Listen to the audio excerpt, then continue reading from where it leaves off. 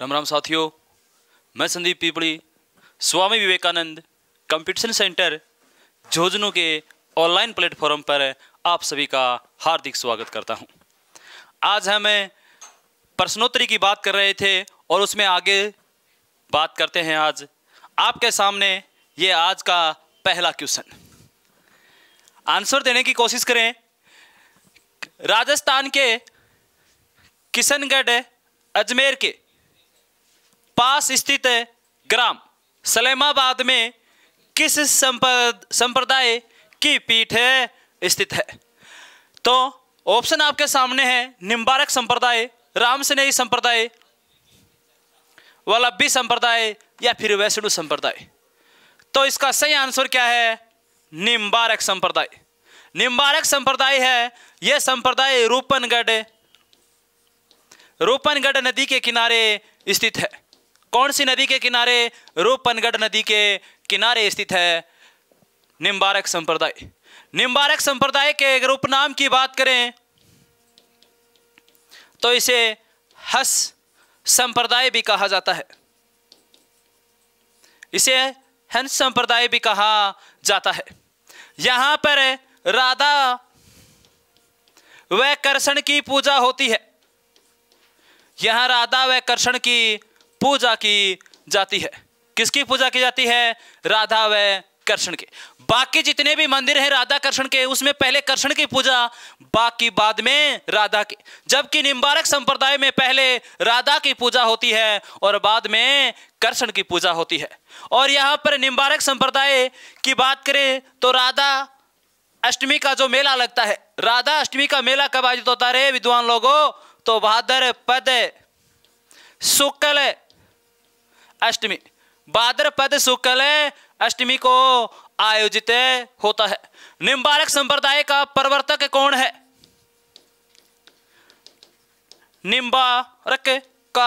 निम्बारकाचार्य।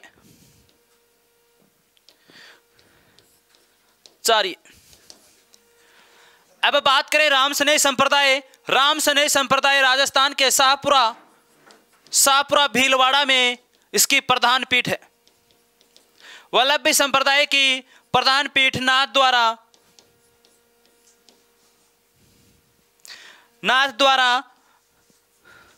राजसमंद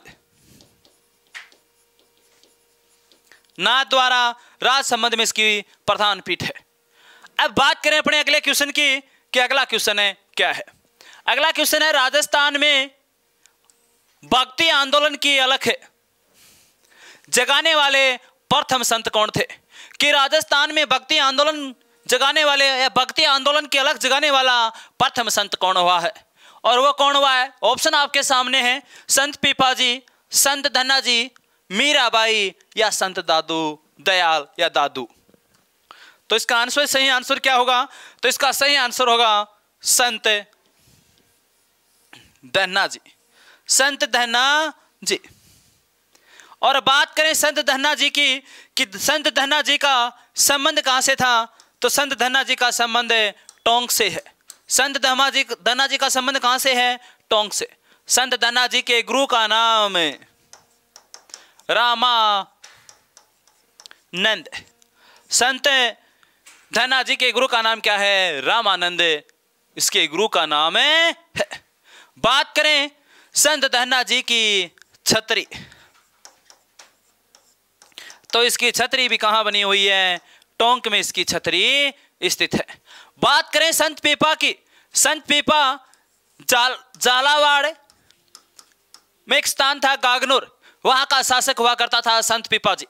संत पीपाजी के बचपन का नाम प्रताप सिंह खिची था और संत पीपाजी दर्जी समुदाय का आराध्य देवता था। संत पीपाजी ने ही फिरोज शाह तुगलक और महमूद खिलजी को भी पराजित कर दिया था। संत पीपाजी के गुरु का नाम भी क्या था? रामानंद था। और संत पीपाजी का मेले के आयोजन चैत्र पूर्णिमा को समदड़ी गांव बाड़मेर में होता है। बात करें से मीराबाई की कि मीराबाई का जन्म कब हुआ? 1498 ईस्वी में हुआ। मीराबाई का जन्म 1498 ईस्वी में होता है कुड़ली गांव पाली में होता है। जबकि मीरा का लालन पालन कहाँ हुआ था? मेड़ता सिटी नागौर में हुआ था।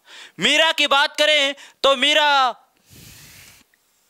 को राजस्थान की राधा कहा जाता है।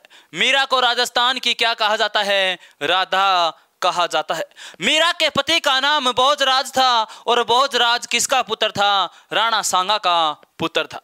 राणा सांगा का पुत्र भोजराज और मीरा का विवाह 1516 ईस्वी में होता है, लेकिन कुछ समय बाद उसकी भोजराज की मृत्यु हो गई। राजस्थान साहित्य के अनुसार मीरा का सुहाग कुल 7 वर्ष तक रहा था। मीरा की आराधना में जो गीत गाए जाते हैं उसे हरजस कहा जाता है। और शेखावाटी क्षेत्र में हरजस गीत कब गाए जाते हैं? जब कोई बूढ़े व्यक्ति की मृत्यु हो गई और उसकी के जो भजन किए जाते हैं उसे क्या कहा जाता है रे? उसे हरजस कहा जाता है। संत दादू दयाल का संबंध, संत दादू दयाल का जन्म अहमदाबाद में हुआ था, जबकि इसका संबंध राजस्थान के जयपुर जिले से रहा है। संत दादू दयाल की समाधि स्थल नारायणा जयपुर में था। संत दादू दयाल ने प्रथम उपदेश सांबर में दिए थे। कहाँ दिए थे? सांबर में प्रथम उपदेश दिया था दादू दयाल ने। अगला क्वेश्चन है कि राजस्थान का कबीर किसे कहा जाता है? राजस्थान का कबीर किसे कहा जाता है? ऑप्शन है लाल दास जी, चरणदास जी, दादू दयाल, हरिदास निरंजन। तो इसका सही ऑप्शन कौन सा है? दादू दयाल। दादू दयाल को राजस्थान का क्या कहा जाता है रे? कबीर कहा जाता है। दादू दयाल ने सर्वप्रथम उपदेश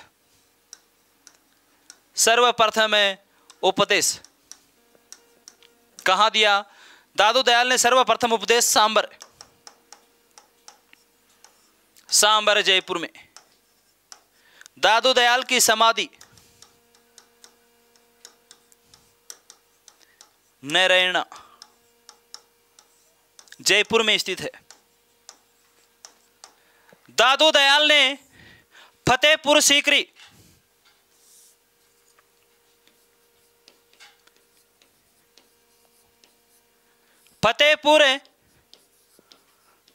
में अकबर से मुलाकात की। अकबर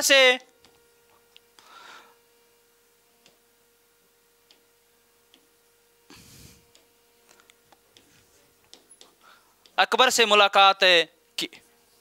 किससे मुलाकात की? अकबर से। और ये मुलाकात भी किसने करवाई थी? तो जयपुर का शासक था भगवंत दास। उस भगवंत दास ने दादू दयाल की मुलाकात अकबर से करवाई, और वो भी कहाँ करवाई? फतेहपुर सीकरी में करवाई थी। दादू दयाल की बात करें तो इसने अकबर के किले की नींव रखी थी। अकबर का किला है, ये कहाँ स्थित है? राजस्थान के अजमेर जिले में स्थित है। ये राजस्थान का एकमात्र दुर्ग है जो मुस्लिम शैली में बना हुआ है। इसे मैगजीन दुर्ग भी कहा जाता है। इसे अकबर का दौलत खाना भी कहा जाता है। और इस दुर्ग की बात करें तो इस दुर्ग का निर्माण 1570 से लेके 1572 के मध्य किसने करवाया था? अकबर ने करवाया था। जबकि ये मुस्लिम दुर्ग होते हुए भी इस दुर्ग की नींव एक हिंदू संत के द्वारा रखी गई थी, और वो हिंदू संत कौन था? दादू दयाल था। इसी अकबर के किले में हल्दी घाटी युद्ध की योजना बनाई गई थी। इसी अकबर के किले में जहांगीर से 10 जनवरी 1616 में अंग्रेज अधिकारी सर टॉमस रो की मुलाकात होती है। अकबर का जो किला है, इसका जो प्रवेश द्वार है उसे जहांगीर पोल कहा जाता है। अकबर के किले को अंग्रेजों का दौलत खाना कहा गया। अंग्रेजों के सारे 1857 की क्रांति के समय सारा शास्त्रागार कहाँ रखा हुआ था? इसी अकबर के किले में रखा हुआ था। जीवन भर दूल्हे के वेश में रहते हुए दादू के उपदेशों का बखान करने वाले संत का नाम क्या है? हमेशा शेरवानी पहरा जनिती तैयारी रहतो कि बेरों को निकुया कद कह कर डालनी पड़ जा माड़ा, लेकिन ये ऐसा नहीं था। एक बार की बात, रजब जी विवाह के लिए जा रहा था और रास्ते में जिस रास्ते से गुजर रहा था वहां उपदेश दे रहा था कौन? दादू दयाल। और एक बार संत रज्जब जी वहां रुक गया और दादू जी के उपदेश सुन लिए। और दादू जी उपदेशों से प्रभावित हो गया। कौन? रज्जब जी। रज्जब जी ने कहा कि देखो साथियों, जो बारात आई हुई है वो वापिस चली जाए, मैं तो ब्याह करवाऊं आज को नहीं, अगली बेचारी बाट ही देखती रहेगी। यो जनेती तो कौन पूछो, अगली बाट देखे मेरो पियो आवगो आज तो घोड़ी पर बैठ के। लेकिन यो तो संत बन चुका था। और रज्जब जी, इसका सही आंसर क्या है? रज्जब जी। रज्जब जी का संबंध की बात करें, रज्जब जी का संबंध, रज्जब जी का संबंध कहां से है? इसका संबंध था सांगानेर। और आजकल तामने शेरवानी परा दे तो ते डट्टो को नहीं, संत संत किमी को देखो बस न्यू ही रे तावड़ा सा पूछ जावा है। लेकिन ये भी एक बहुत प्रसिद्ध संत हुआ है, संत रज्जब जी। इसका संबंध सांगानेर जयपुर से था। इसका संबंध है सांगानेर जयपुर से, इसका संबंध रहा है। रज्जब जी ने रज्जब वाणी ग्रंथ की रचना की थी। रज्जब वाणी ग्रंथ की इसने क्या की थी? रचना की थी। रज्जब वाणी ग्रंथ की रचना की थी। निम्न में से किन्हें हठ योग प्रणाली का जन्मदाता माना जाता है? किसे माना जाता है? तो किसे माना जाता है? गोरखनाथ को। गोरखनाथ को हठ योग का प्रणेता कहा जाता है। बात करें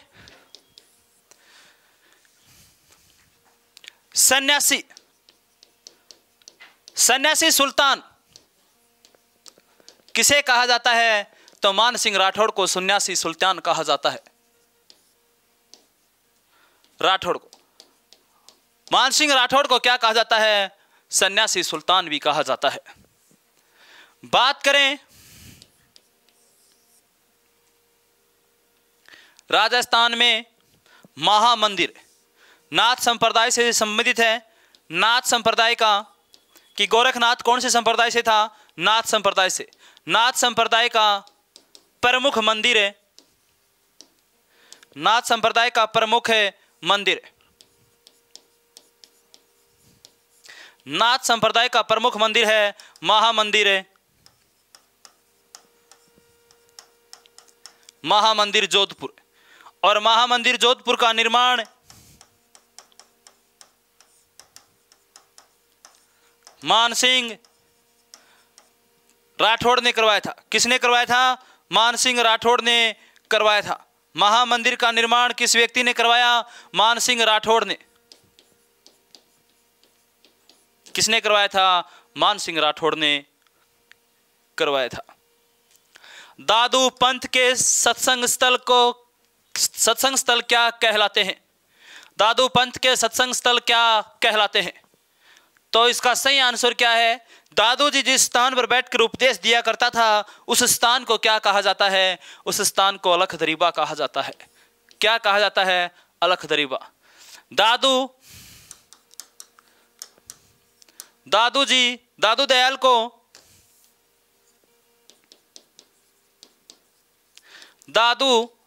दयाल को राजस्थान का कबीर कहा जाता है। राजस्थान का क्या कहा जाता है? कबीर। राजस्थान का कबीर कहा जाता है। क्या कहा जाता है? राजस्थान का कबीर कहा जाता है दादू दयाल को। और दादू दयाल जो दादू पंथ में जो उपदेश, जिस स्थान पर बैठ के उपदेश दिए जाते हैं, सत्संग किया जाता है, दादू दयाल की आराधना की जाती है, उस स्थान को क्या कहा जाता है? अलख दरीबा कहा जाता है।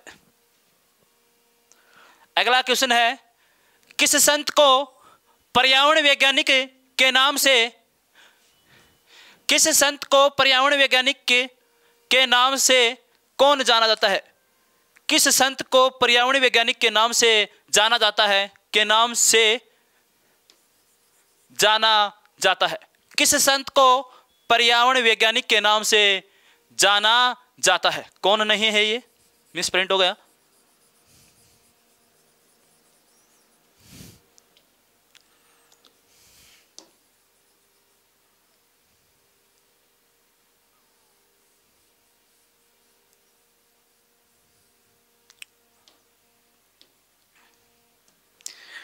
तो इसका सही आंसर क्या है? जम्भोजी। जम्भोजी ने एक संप्रदाय चलाया था, कौन सा? बिश्नोई संप्रदाय। बिश्नोई संप्रदाय की बात करें, बिश्नोई संप्रदाय, बिश्नोई संप्रदाय चलाया था, किसने चलाया था? संत जम्भोजी ने। बिश्नोई संप्रदाय में 29 नियमों का पालन किया जाता है। 29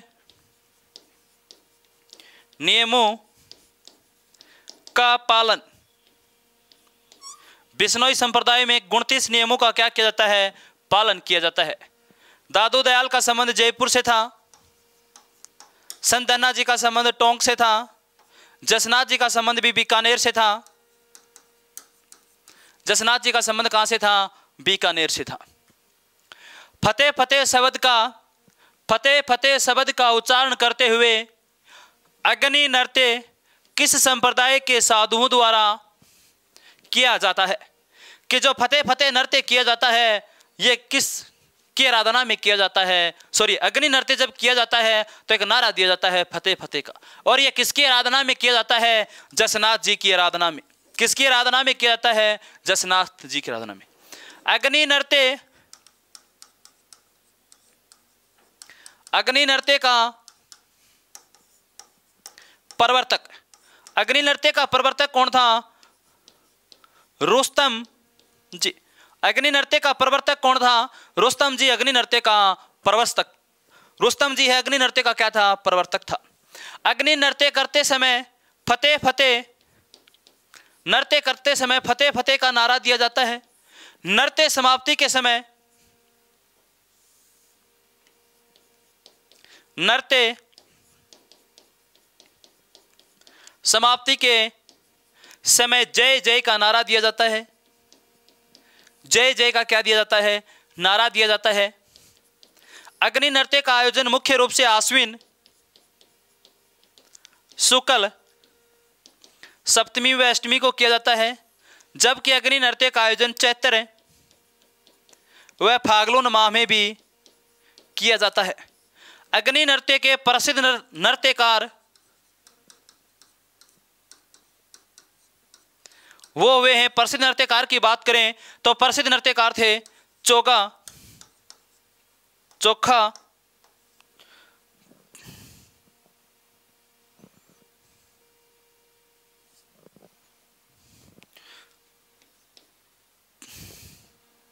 चोखानाथ,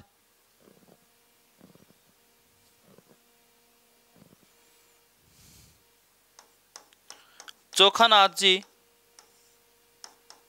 लाल नाथ जी इस नृत्य के प्रसिद्ध नृत्यकार भी हुए हैं।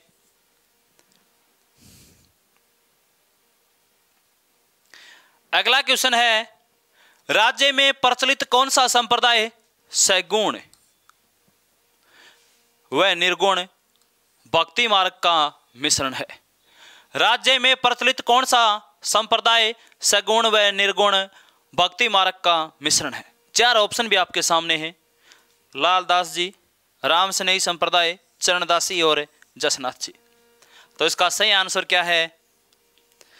चरणदास जी। कौन है? चरणदास जी इसका सही आंसर है। चरणदास जी की प्रधान पीठ, चरणदासी संप्रदाय की प्रधान पीठ कहाँ है? दिल्ली। प्रधान पीठ कहाँ है? दिल्ली में इसकी प्रधान पीठ है स्थित है। प्रधान पीठ कहाँ है इसकी? दिल्ली में इसकी प्रधान पीठ है। बात करें और आगे तो चरणदासी संप्रदाय की प्रधान पीठ दिल्ली में है और चरणदासी संप्रदाय के लोग 42 नियमों का पालन करते हैं। चरणदासी संप्रदाय के लोग 42 नियमों का पालन करते हैं। चरणदासी संप्रदाय के लोग कितने नियमों का पालन करते हैं? 42। चरणदासी का संबंध मेवात क्षेत्र से था। चरणदासी का संप्रदाय का संबंध कहां से था? मेवात क्षेत्र था। मेवात क्षेत्र से था। चरणदासी ने ही नादिर शाह की भविष्यवाणी की थी और ये भविष्यवाणी बताई थी रंगीला बादशाह को। किसे बताई थी? जो महमूद, जो रंगीला बादशाह था उसे बताई थी कि चरणदासी है जो ईरान का शासक है वो दिल्ली पर आक्रमण करेगा। ये भविष्यवाणी किसने की थी? चरणदासी संप्रदाय ने की थी। जसनाथ जी के उपदेश किस ग्रंथ में संग्रहित है? तो रज्जब वाणी किसने लिखी? रज्जब जी ने लिखी थी। दादू दयाल ने दादू वाणी लिखी थी। इसका सही आंसर क्या है? सीबुदड़ा। इसका सही आंसर क्या होगा? सीबुदड़ा। नागदा उदयपुर में सास बहू के मंदिर का निर्माण किसने करवाया था? नागदा में जो सास बहू का मंदिर है उदयपुर में, उसका निर्माण किस व्यक्ति के द्वारा करवाया गया था?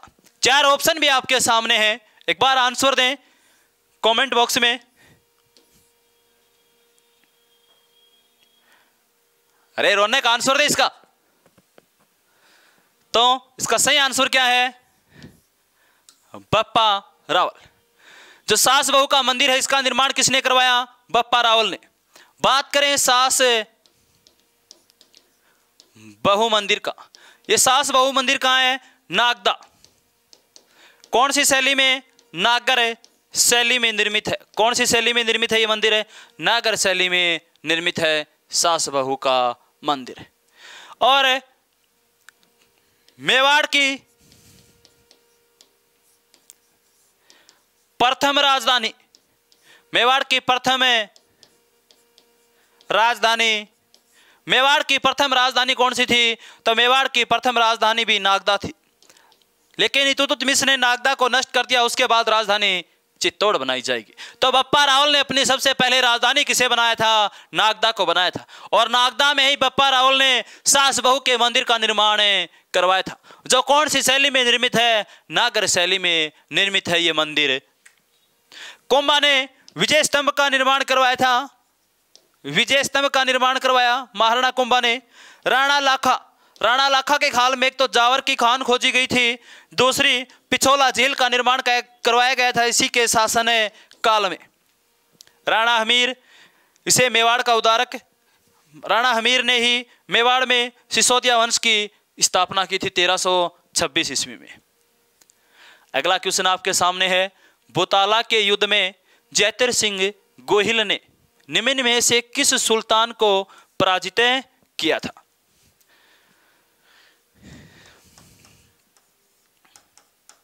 बुताला का युद्ध 1227। गोपीनाथ शर्मा बताता है कि यह गोपीनाथ शर्मा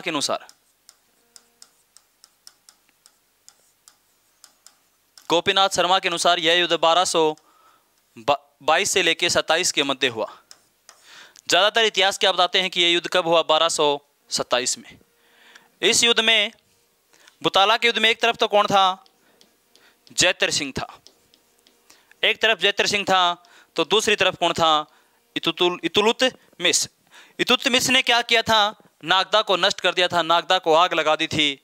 और कौन से युद्ध के बाद? बुताला के युद्ध के बाद। बुताला के युद्ध में इल्तुतमिश की हार हो जाती है और इल्तुतमिश वापस दिल्ली जाते समय नागदा को आग लगा देता है और नागदा को नष्ट हो गया।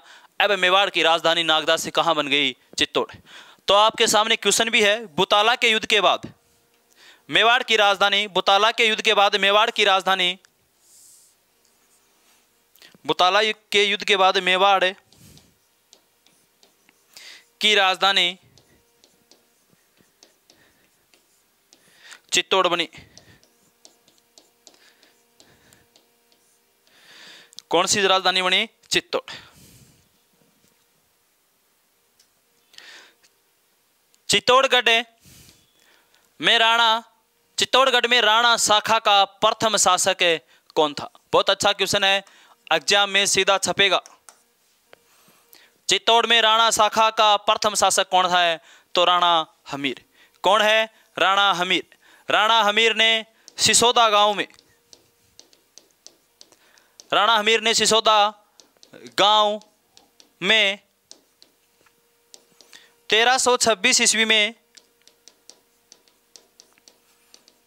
1326 ईस्वी में सिसोदिया वंश की स्थापना की थी। राणा हमीर को महाराणा कुंभा के रसिक प्रिया ग्रंथ में महाराणा कुंभा ने रसिक प्रिया ग्रंथ में राणा हमीर को वीर राजा की उपाधि दी। कौन सी उपाधि प्रदान की? वीर राजा की। हमीर को कीर्ति स्तंभ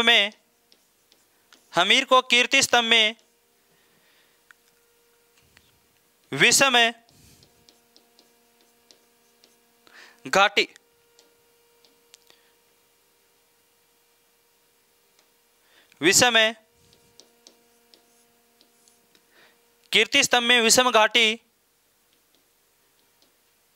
की उपाधि प्रदान की गई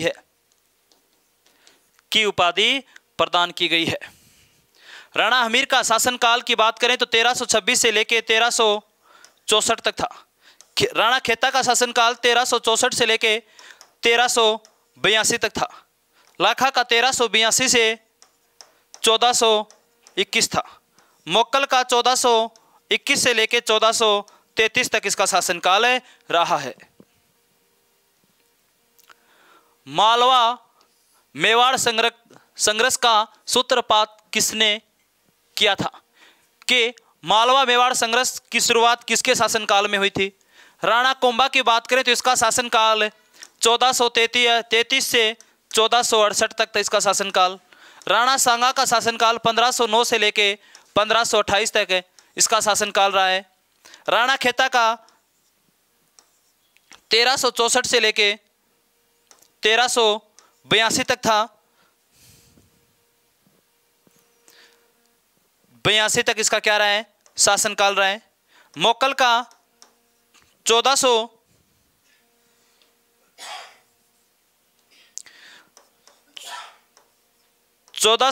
से 1433 तक। हाँ सही है बिल्कुल, 1421 से 1433 तक ये इनका शासनकाल था। और मालवा मेवाड़ संघर्ष का सूत्रपात किसे माना जाता है? तो राणा खेता के शासनकाल में ही मेवाड़ और मालवा के मध्य संघर्ष की शुरुआत हो चुकी थी। राज्य का प्रथम स्मारक कौन सा है जिस पर डाक टिकट जारी किया गया? तो उमेद पैलेस है। इसे छित्र पैलेस भी कहा जाता है। और उमेद पैलेस कहाँ है? जोधपुर में। कहाँ स्थित है? जोधपुर में स्थित है उमेद पैलेस। मेहरानगढ़ दुर्ग कहाँ है? मेहरानगढ़ दुर्ग जोधपुर में स्थित है। चिड़ियाटुक पहाड़ी पर स्थित है। इसका निर्माण राव जोधा ने करवाया था। अबेड़ा महल कोटा में स्थित है। चंबल नदी के किनारे स्थित है।